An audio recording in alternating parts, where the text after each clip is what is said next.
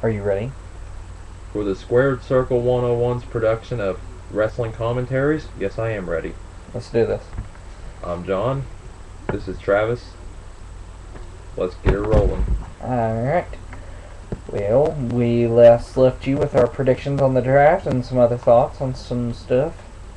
And, well, John, what do you feel like saying? Here's an idea. Would Swagger going back to Raw be good or bad for Mr. Jack? I think it would be good if they turn him face. I think it would be good if they did something with him. Yep, I do too. Actually, keep him on SmackDown turning face, because we already had the discussion on how Raw and SmackDown are two-face and heel heavy.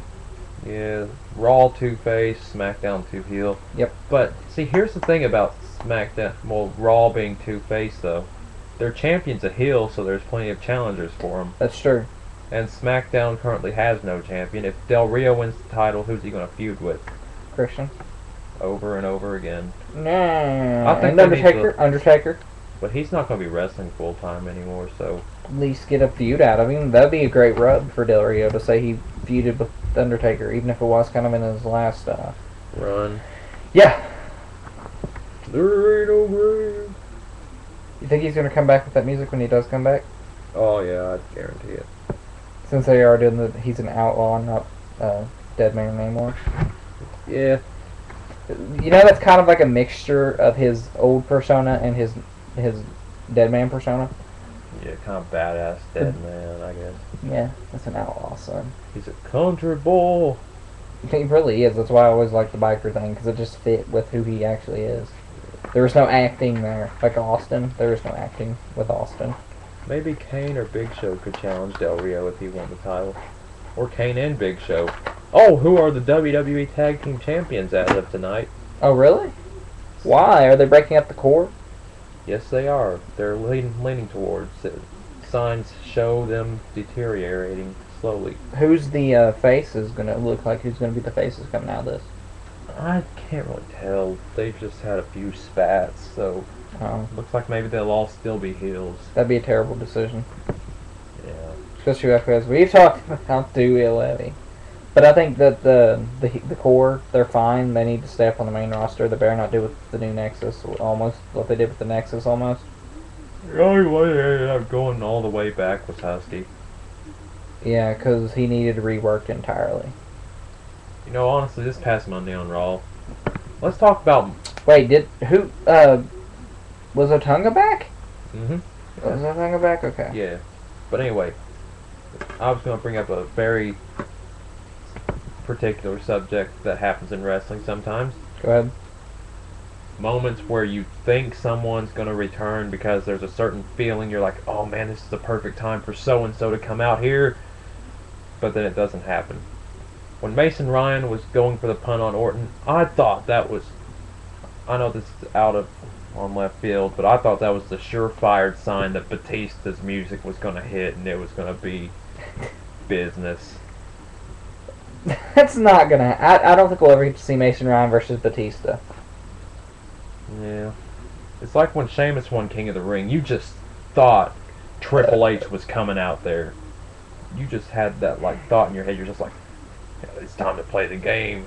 Sheamus is going on about how he's the king, and now the King of Kings is going to want to come out and take his throne, you know? Yeah, I know, right? But then it doesn't happen, and you're just like, fuck! Then at the Royal Rumble, you're thinking, Triple H is going to come in the Rumble, he's going to win it, or do something. They didn't. And then, nothing. And you're just like, fuck!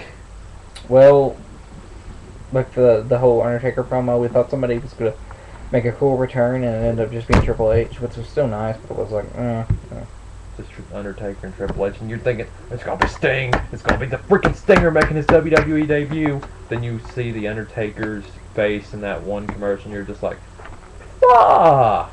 Yeah, which, I mean, you know, it's Taker, it's not a bad thing, but it is disappointing. Yeah.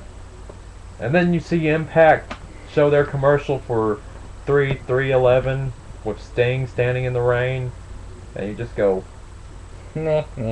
fuck!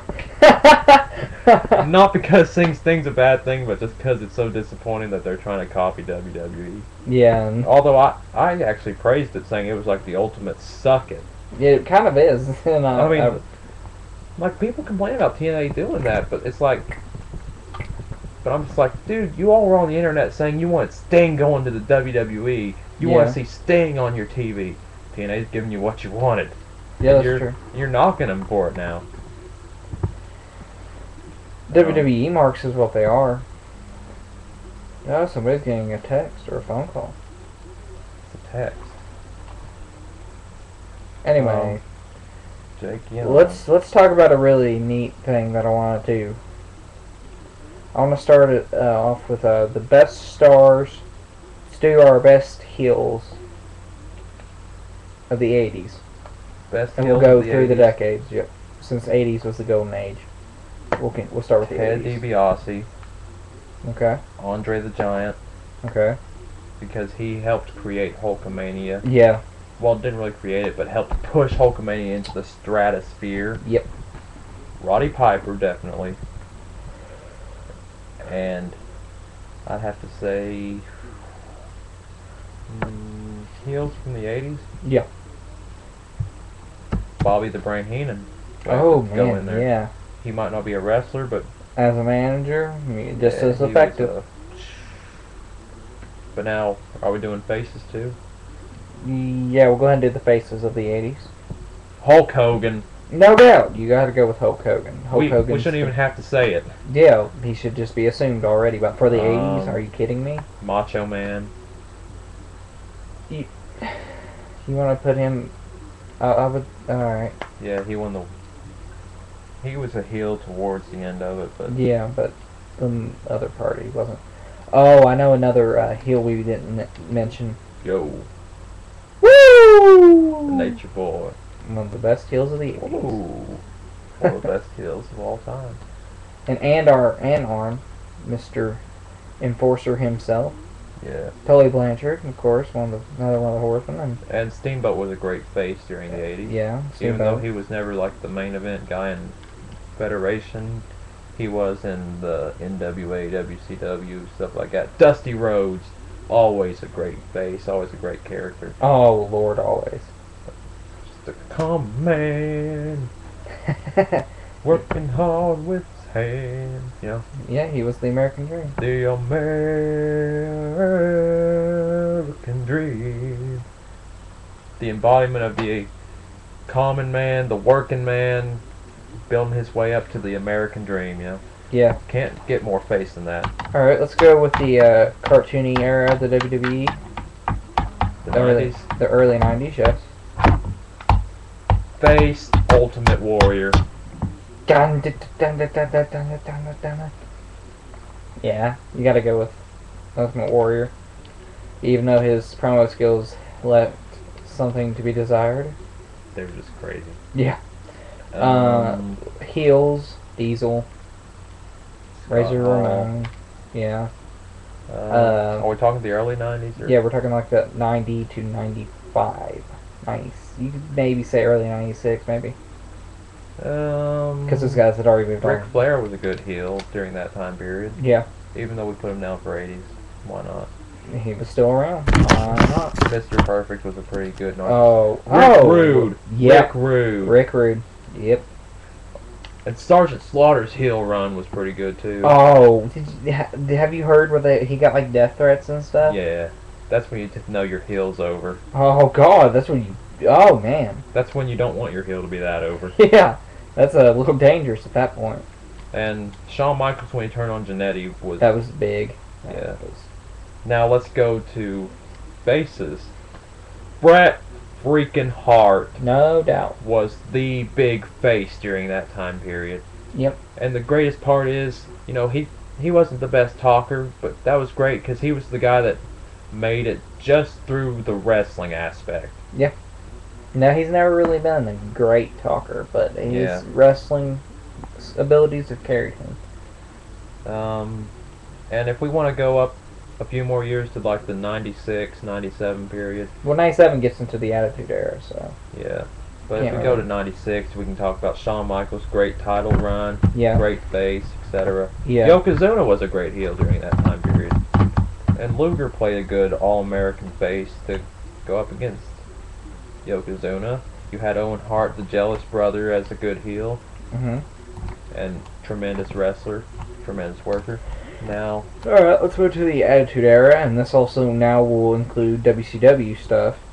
alright, I'm just going to say biggest heel of that time period and probably the greatest heel of all time. It can be argued, but in my opinion, this guy was probably the most hated guy of all time. Who?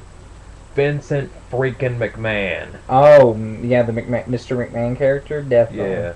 Without a shadow of a doubt, probably one of the most hated. And of course, his main rival was the #1 face, Stone Cold motherfucking goddamn Steve Austin. This is true. And, so, where do you want to cut the Attitude Era? It's really debatable. I say 2002.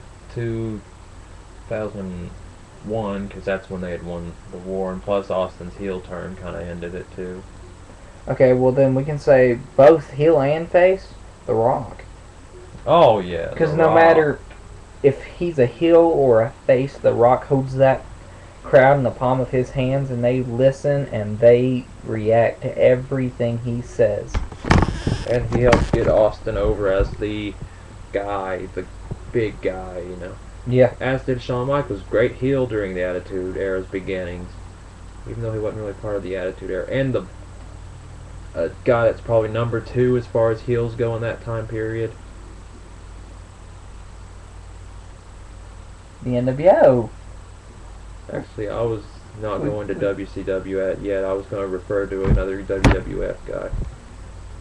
Triple H, NWO, Kevin Nash, Hulk Hogan, Scott Hall. The indication that the war had begun. Hogan turning heel was just tremendous. It was just the one thing you never saw coming. Another great face of the time period, Sting. Goldberg was the unbelievable over. Great character, great way to build Booker T, up. Great heel and face at the time. Yeah. Diamond Dallas Page was great big. face. And of course, just great all around. Angle during that time period, great heel. Then he'd go on to play a great face, and throughout his career, face, heel, just worth it. Alright, so now we're moving on to the Ruthless Aggression Era, 2002 to 2005. Face and heel, Brock freaking Lesnar. Also, we've seen the birth of a young John Cena's career. Yeah. He was a badass heel with his... Good heel. Yeah. Good heel. Rapper gimmick and his... And when he transitioned to face, when he first did it, it wasn't too bad. Right. But then when he became Superman, it kind of sucked. But we'll get to that. Anybody really important from that era that debuted? Kurt Angle really stole the era. Yeah. Kurt Angle sold that era. Yep. Benoit, Guerrero, Edge. Well, Edge not so much because he was injured throughout half of it, but yeah. Triple H was the heel in that era. Yep. Randy was a heel and a little bit of a face, but then started to make his heel again. And Undertaker and of course always was just the Undertaker during that time period. And now let's get to the modern PG era. So Batista, face, heel, it worked. Cena the head of face. the company with the face. Randy Orton being a heel and then now a tweener face. Yeah, just middle fingers for Orton. Not because I hate him, because I love him. CM Punk, great heel. Amazing heel. You got Christian, who made his return from TNA and is becoming a big name again. He's big face. We had Edge, became one of the bigger heels in the company, and heel, now he's finished face. his career as a face. And then you have, goodness, The Miz. The Miz is a great example. From nothing, from a reality TV show to star. And So the biggest heel around right now. Del Rio. Continue. Continue, hurry, go. Michael Cole! This is true. And you heard it here on the Square Circle 101 Network. Thank you all for watching.